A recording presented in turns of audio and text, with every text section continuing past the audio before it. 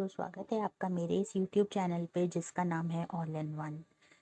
इस वीडियो में हम वो फाइनेंशियल डिसीजंस पढ़ेंगे जिसमें हमें पिछले वीडियो में हमने ये समझा था कि ये फाइनेंशियल डिसीजन पढ़ने से और ये फाइनेंशियल डिसीजंस को एक बिजनेस जब लेता है तो उसके शेयर के मार्केट प्राइस और उसकी वैल्यू पे इफेक्ट आता है।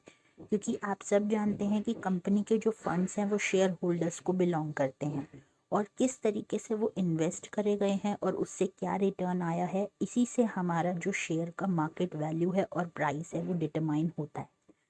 तो आज हम फाइनेंशियल डिसीजन में 3 डिसीजंस होते हैं, उसमें से हम आज इस वीडियो में इन्वेस्टमेंट डिसीजंस को डिस्कस करेंगे। देखिए, फाइनेंशियल मैनेजमेंट होता ही क्या है कि किस तरीके से हमें फाइनेंस को मैनेज करना है। तो 3 डिसीजंस कौन से होते हैं जो इफेक्ट डालते हैं, वो है इन्वेस्टमेंट, फाइनेंसिंग और डिविडेंड डिसीजन। फाइनेंशियल कंटेक्स्ट में देखें तो इसका मतलब है कि आपको बेस्ट फाइनेंसिंग ऑल्टरनेटिव सिलेक्ट करना होता है और इन्वेस्टमेंट ऑल्टरनेटिव सिलेक्ट करना होता है, क्योंकि आप एक ही जगह इन्वेस्ट करके उसका वेट नहीं कर सकते कि आपको कितना रिटर्न मिलेगा। आपको इस तरीके से 2 या 3 जगह इन्वेस्ट करना पड़ेगा, आपको अल्टरनेटिव रखना पड़ेगा, जिसकी वजह से अगर एक जगह से आपको नुकसान हुए तो आपको दूसरी जगह बेनिफिट हो सके। तो फाइनेंस फंक्शन में 3 ब्रॉड डिसीजंस होते हैं, जो कि सबसे पहला है इन्वेस्टमेंट डिसीजन। तो चलिए स्टार्ट करते हैं इन्वेस्टमेंट डिसीजन। देखिए, फर्म के पास जो रिसोर्सेज अवेलेबल होते हैं वो ना कभी कभार उनकी शॉर्टेज हो जाती है, क्योंकि उनका यूसेज ज़्यादा होता है, यानी कि वो इस्तेमाल ज़्यादा होते हैं पर एक्चुअली में अवेलेबल उतने नहीं होते हैं। तो इसलिए फर्म को ये डिसाइड करना पड़ता है कि सिलेक्ट करना पड़ता है कि उसको ऐसे रिसोर्सेज में इन्वेस्ट करना चाहिए जहाँ पर वो जिस रिसोर्सेज के हेल्प से वो काम कर रहा है और जब उसको उन रिसोर्सेज की ज़रूरत हो तो वो अवेलेबल हो, जिससे कि उनसे वो हाईएस्ट पॉसिबल रिटर्न जो है वो अर्न कर सके। तो इन्वेस्टमेंट डिसीजन का मेन रिलेशन ही यही है कि कैसे फर्म को अपने फंड्स को इन्वेस्ट करना है अलग अलग एसेट्स में। क्लियर है? नाउ इन्वेस्टमेंट डिसीजन जो है वो 2 तरीके के होते हैं, एक लॉन्ग टर्म होता है और एक शॉर्ट टर्म होता है। तो जो लॉन्ग टर्म इन्वेस्टमेंट डिसीजन होता है, यानी कि लॉन्ग टर्म का मतलब है 1 साल से ऊपर तक हम जब जहाँ पर इन्वेस्ट करते हैं, तो 1 साल से ज़्यादा, ठीक है ना। तो लॉन्ग टर्म इन्वेस्टमेंट डिसीजन को हम कैपिटल बजटिंग डिसीजन भी बोलते हैं। इसका मतलब है कि हम लॉन्ग टर्म बेसिस पे कुछ इन्वेस्टमेंट करने जा रहे हैं। जैसे कि फॉर एग्जांपल, अगर हम एक न्यू मशीनरी को पुरानी मशीनरी से रिप्लेस करवा के खरीदने जा रहे हैं, या फिर एक नया फिक्स्ड एसेट्स को खरीदने जा रहे हैं। फिक्स्ड एसेट्स यानी कि लैंड, बिल्डिंग, मशीनरी, ये सब, या फिर हम अपनी कोई एक न्यू ब्रांच खोलने जा रहे हैं। तो ये सब कैपिटल बजटिंग डिसीजन में आएगा, क्योंकि ये लॉन्ग टर्म में हमें जाकर ये डिसीजन बेनिफिट देंगे और ये डिसीजन इतने क्रूशियल हैं किसी भी बिजनेस के लिए, क्योंकि ये कहीं ना कहीं लॉन्ग रन में हमारे बिजनेस की अर्निंग कैपेसिटी को अफेक्ट करेंगे। तो कैपिटल बजटिंग डिसीजन जो है वो किन किन चीज़ों से इफेक्ट होते हैं? एक तो एसेट के साइज से, कि एसेट का साइज कितना है, दूसरा उसकी प्रॉफिटेबिलिटी से, और तीसरा उसकी कॉम्पिटिटिवनेस से। और ये डिसीजन जो हैं, इसमें काफ़ी अमाउंट लगता है इन्वेस्टमेंट में, इनमें कॉस्ट जो है वो बहुत ज़्यादा होती है।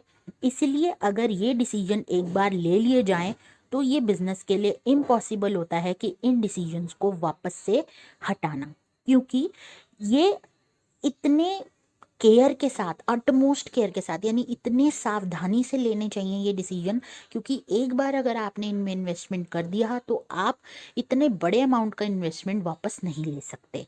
ये डिसीजन जो है ये वही ले सकते हैं जिनको पूरी तरीके से डिसीजंस के बारे में, इन्वेस्टमेंट के बारे में नॉलेज हो।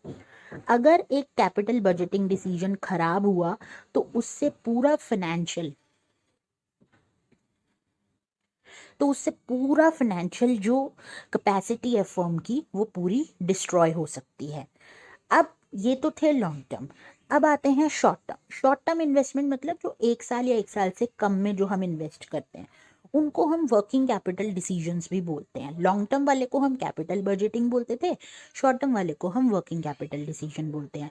जो इस डिसीजन पे बेस है कि हमारा कैश का लेवल कितना है, हमारी इन्वेंट्री हमारे पास कितनी है और हमारे रिसीवेबल्स कितने हैं।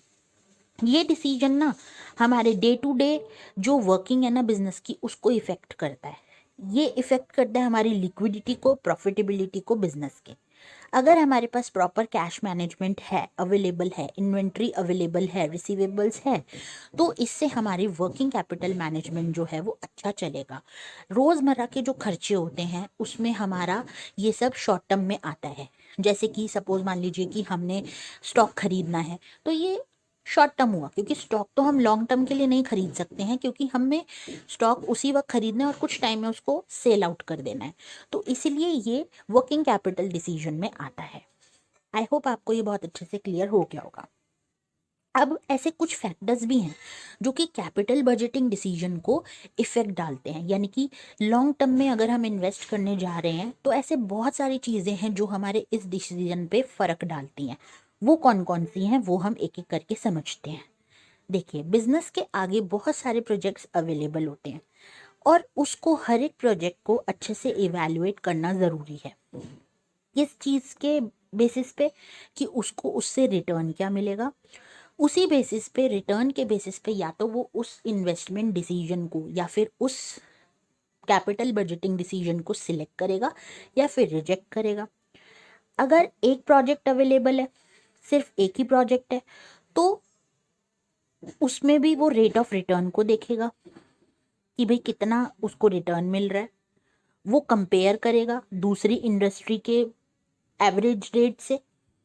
देन इन्हीं सब चीज़ों से वो ये डिसीजन ले पाएगा।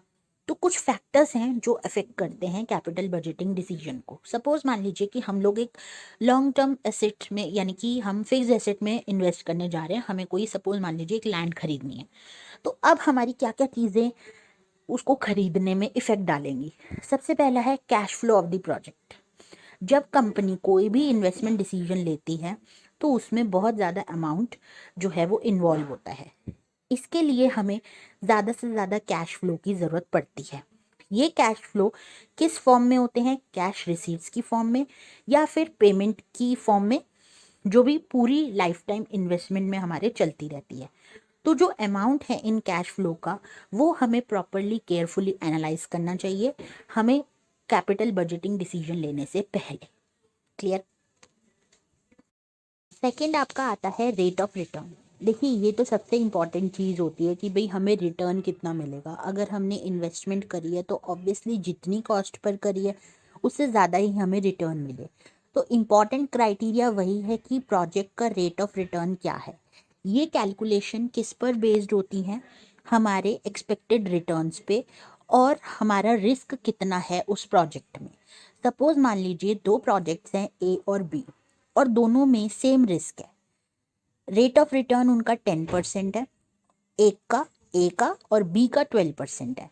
तो नॉर्मल सर्कमस्टांस में हम प्रोजेक्ट बी को ही सिलेक्ट करेंगे, क्योंकि रिस्क तो हमारा सेम ही है, पर रिटर्न किस में ज़्यादा मिल रहा है हम उसी को सिलेक्ट करेंगे। तो इसीलिए हमने यहाँ पर प्रोजेक्ट बी को सिलेक्ट किया है। थर्ड चीज़ जो क्या इफेक्ट डालती है हमारे कैपिटल बजटिंग डिसीजन पे, वो है इन्वेस्टमेंट क्राइटेरिया इन्वॉल्व।